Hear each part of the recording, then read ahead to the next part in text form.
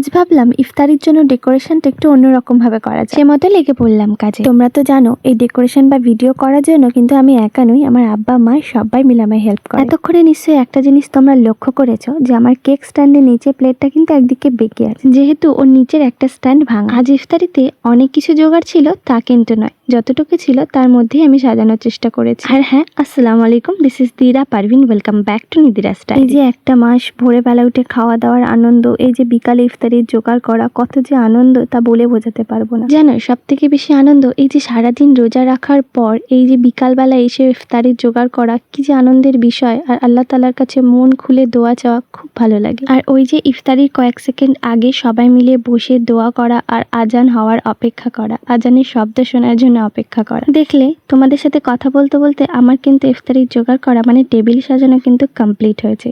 কেমন সাজিয়েছি বা কেমন লাগলো তোমাদের অবশ্যই কমেন্ট করে জানিও। যাকে বাদ দাও, আমার কথা তো অনেক হলো, এবার তোমরা বলো তো তোমাদের রমজান কেমন কাটছে। আজ এতটুকুই, দেখা হচ্ছে পরের ভিডিওতে ইনশাআল্লাহ। আসসালামু আলাইকুম।